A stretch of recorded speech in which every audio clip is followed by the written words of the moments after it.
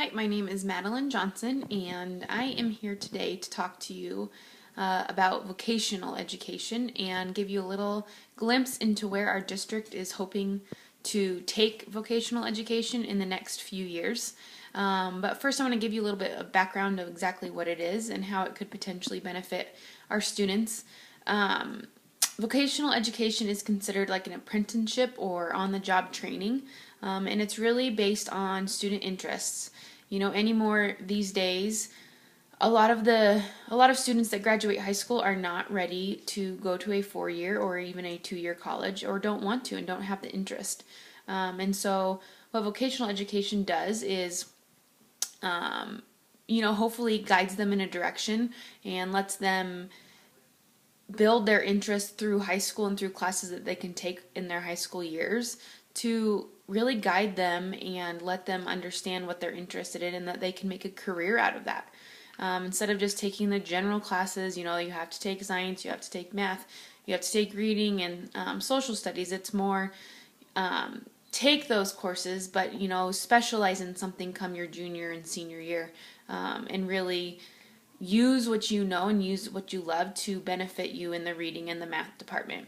And this isn't a new concept. This goes all the way back to the late 1800s, early 1900s with John Dewey, who was a proponent for vocational education, but not necessarily, just vocational. He wanted to have education taught for vocational, so using that interest-based learning, but using it towards reading and math, whereas Charles Eliot was opposite. He really thought that vocational education was a benefit specifically for people who were in the lower class and not necessarily in the higher class, thinking that they might not be able to handle it.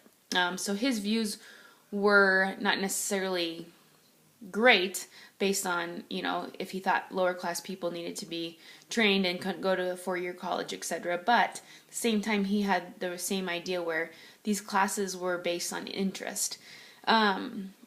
Today, most students will not go the college pathway, whether it be money, whether it be they don't want to, they don't have really any interest, they don't know what they want to do.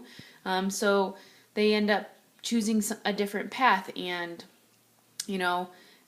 according to the Edge Foundation, 90% of future jobs will be attained by vocational qualifications. So, that's in the healthcare profession. That's really all around us, that these jobs can be filled by younger students who have the correct training specifically in that area, instead of having gone to a 4-year school, then into a specialization. So, and in recent years, businesses have stopped partnering with the schools because of the lack of training in the high school, or in the high school period.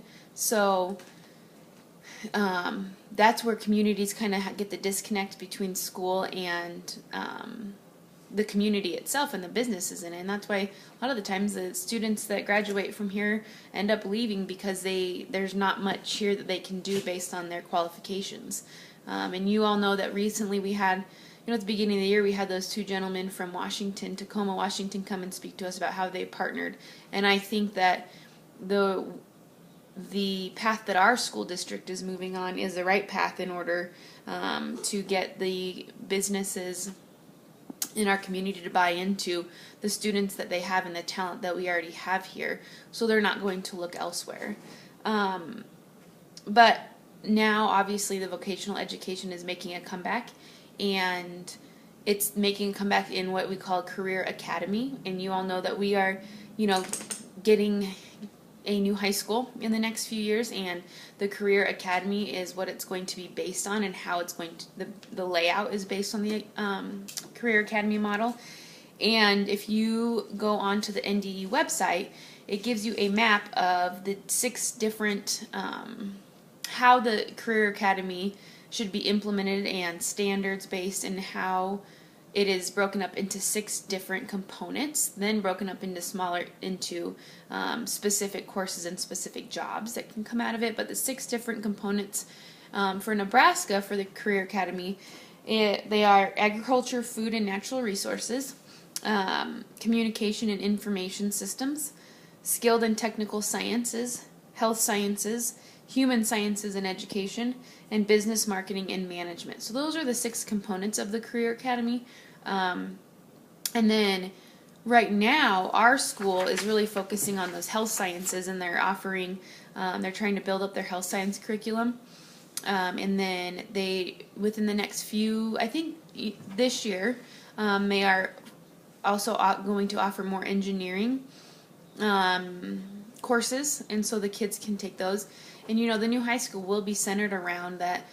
Each different career academy or component will be not separate, but on this wing of the high school, this is going to be the agricultural wing, where they're going to have all the tools that the kids need to be successful in that wing. So I think that our district as a whole is on the right path to really finding interests of our students and giving them the benefit to then graduate and be successful in whatever career path they choose, because not everyone is going to go the college route. Like, I know when I was graduated undergrad, or graduated high school, that's what you do. You just went to college. And I think that anymore, in order for students to be successful, they need to be interested in what they're doing.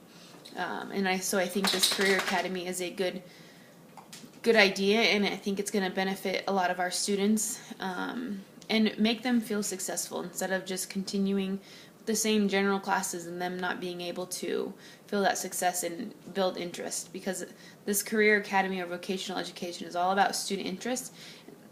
And the Career Academy in Nebraska is all about a lot of project-based. So the kids are really going to be hands-on. And this goes all the way back to Dewey and Elliott as well. As the kids are hands-on. They're going to learn problem-solving skills by being hands-on. They're going to learn things and be trained. And then when they do graduate high school, they could potentially be headed into a career path right out of high school. And then later choose to go on and do something else. But I think giving the kids that tool to go out into the community, and their community especially, is going to give them a real head start on the rest of their lives.